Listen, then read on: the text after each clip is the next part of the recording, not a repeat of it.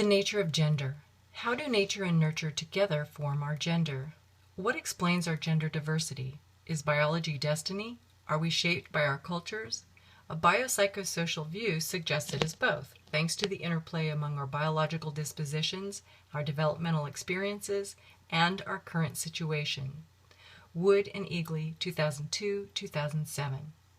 In domains where men and women have faced similar challenges, regulating heat with sweat, developing tastes that nourish, growing calluses where the skin meets friction, the sexes are similar. Even when describing the ideal mate, both men and women put traits such as kind, honest, and intelligent at the top of their lists. But in domains pertinent to mating, evolutionary psychologists contend guys act like guys whether they are elephants or elephant seals, rural peasants, or corporate presidents. Such gender differences may be influenced genetically by our differing sex chromosomes and physiologically from our differing concentrations of sex hormones. Males and females are variations on a single form. 7 weeks after conception, you were anatomically indistinguishable from someone of the other sex. Then your genes activated your biological sex, which was determined by your 23rd pair of chromosomes, the 2 sex chromosomes. From your mother, you received an X chromosome. From your father, you received the 1 chromosome out of 46 that is not unisex, either another X chromosome making you a girl or a Y chromosome making you a boy. The Y chromosome includes a single gene that throws a master switch, triggering the testes to develop and produce the principal male hormone, testosterone. Females also have testosterone, but less of it. The male's greater output of testosterone starts the development of external male sex organs at about the 7th week. Another key period for sexual differentiation falls during the 4th and 5th prenatal months, when sex hormones bathe the fetal brain and influence its wiring. Different patterns for males and females develop under the influence of the male's greater testosterone and the female's ovarian hormones. Hines in 2004, Udry 2000. Recent research confirms male-female differences during development in brain areas with abundant sex hormone receptors. Cahill, 2005.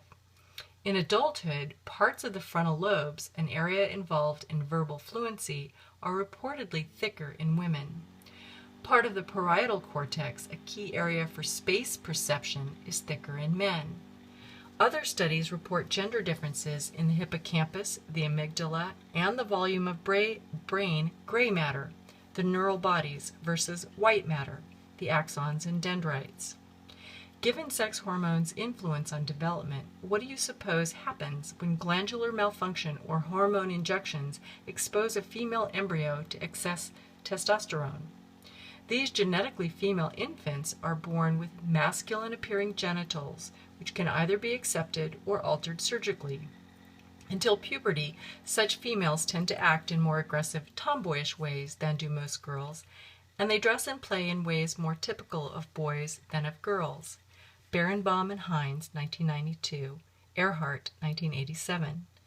Given a choice of toys, they, like boys, are more likely to play with cars and guns than with dolls and crayons. Most, like nearly all girls with traditionally feminine interests, become heterosexual. Moreover, the hormones do not reverse their gender identity. They view themselves as girls, not boys. Berenbaum and Bailey, 2003.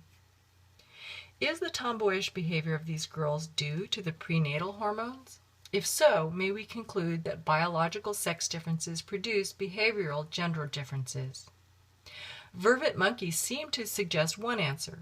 Male vervets, like most little boys, will spend more time playing with masculine toys such as trucks, and female vervets, like most little girls, will choose feminine toys such as dolls. Hines, 2004. Moreover, experiments with many species, from rats to monkeys, confirm that female embryos given male hormones will later exhibit a typically masculine appearance and more aggressive behavior. Hines and Green, 1991. But a more complex picture emerges when we consider social influences. Girls who were prenatally exposed to excess testosterone frequently look masculine and are known to be different, so perhaps people also treat them more like boys. Thus, the effect of early exposure to sex hormones is both direct in the girl's biological appearance and indirect in the influence of social experiences that shape her. Like a sculptor's two hands shaping a lump of clay, nature and nurture work together. Genes by themselves are like seeds dropped onto pavement, powerless to produce anything. Primatologist Franz B.M. de Waal said that in 1999. Sex matters, concludes the National Academy of Sciences in 2001. In combination with the environment, sex-related genes and physiology result in behavioral and cognitive differences between males and females. The nurture of gender. Although biologically influenced, gender is also socially constructed. What biology initiates, culture accentuates. Gender roles. Sex indeed matters, but from a biopsychosocial perspective, culture and the immediate situation matter too. Culture is everything shared by a group and transmitted across generations. We can see culture's shaping power in the social expectations that guide men's and women's behavior. In psychology, as in the theater, a role refers to a cluster of prescribed actions, the behaviors we expect of those who occupy a particular social position. One set of norms defines our culture's gender roles, our expectations about the way men and women should behave. In the United States, it has, especially in previous decades, traditionally been men who initiate dates, drive the car, and pick up the check, and women who decorate the home, buy and care for the children's clothes, and select the wedding gifts. Gender roles exist outside the home too.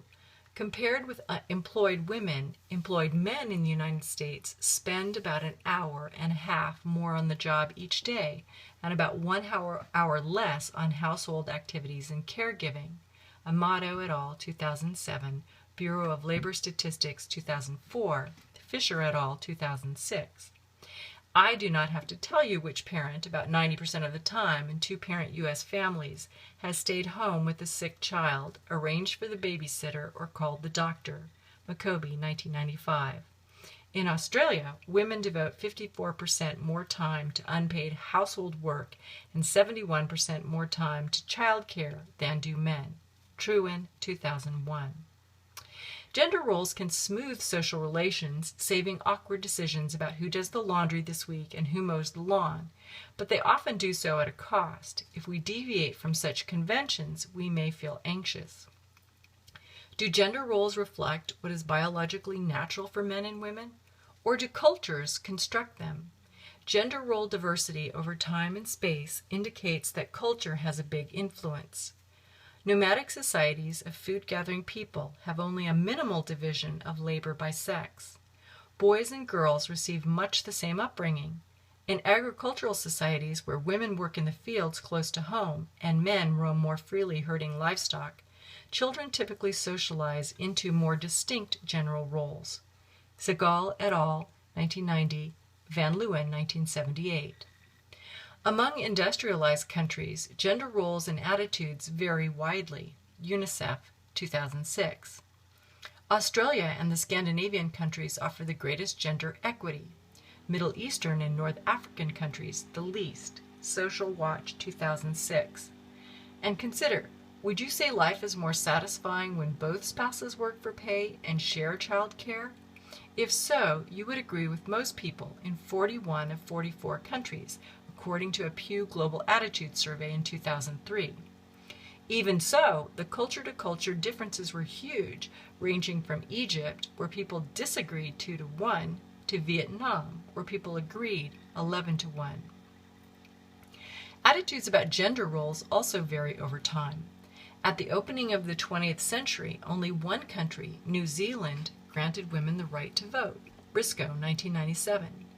By the late 1960s and early 1970s, with the flick of an apron, the number of U.S. college women hoping to be full-time homemakers had plunged. And in the 3 decades after 1976, the percentage of women in medical, law, and psychology programs roughly doubled, figure 9.21. Gender ideas vary not only across cultures and over time, but also across generations. When families emigrate from Asia to Canada and the United States, their children tend to grow up with peers from a new culture. Many immigrant children, especially girls, feel torn between the competing sets of gender role norms presented by peers and parents. Dion and Dion, 2001. Gender and child rearing.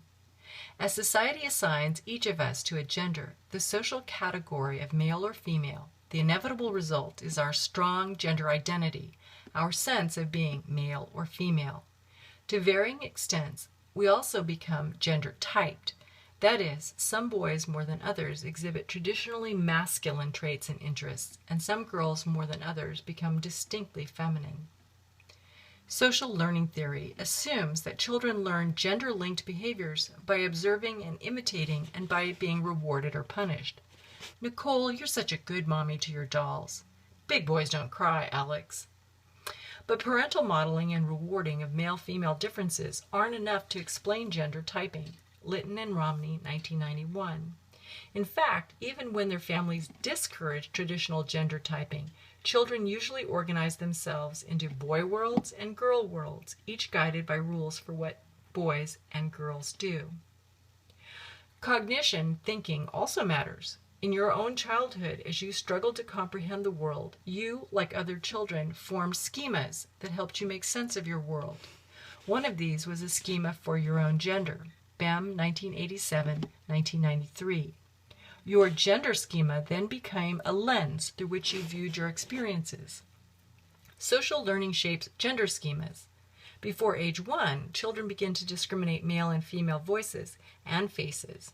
Martin et al., 2002. After age 2, language forces children to begin organizing their worlds on the basis of gender. English, for example, uses the pronouns he and she. Other languages classify objects as masculine, latrine, or feminine, la table. Young children are gender detectives, explained Carolyn Lynn Martin and Diane Rubel in 2004. Once they grasp that two sorts of people exist and that they are of one sort, they search for clues about gender and they find them in language, dress, toys, and songs. Girls, they may decide, are the ones with long hair. Having divided the human world in half, 3-year-olds will then like their own sex better and seek out their own kind for play. And having compared themselves with their concept of gender, they will adjust their behavior accordingly. I am male, thus masculine, strong, aggressive, or I am female, therefore feminine, sweet, and helpful. The rigidity of boy-girl stereotypes peaks at about age 5 or 6. If the new neighbor is a boy, a 6-year-old girl may just assume he cannot share her interests. For young children, gender looms large. Before you move on, ask yourself, do you consider yourself strongly gender-typed or not strongly gender-typed? What factors do you think have contributed to your feelings of masculinity or femininity? And test yourself 3. What are gender roles, and what do their variations tell us about our human capacity for learning and adaptation? An answer: gender roles are social rules or norms for accepted and expected behavior for males and females. The norms associated with various roles, including gender roles, vary widely in different cultural contexts, which is proof that we are very capable of learning and adapting to the social demands of different environments. You are the bows from which your children as living arrows are sent forth. Khalil Gibran, The Prophet, 1923.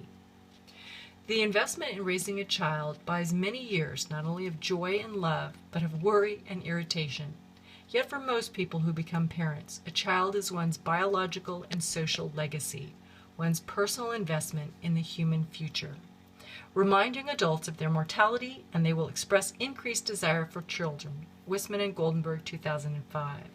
To paraphrase psychiatrist Carl Jung, we reach backward into our parents and forward into our children, and through their children into a future we will never see, but about which we must therefore care.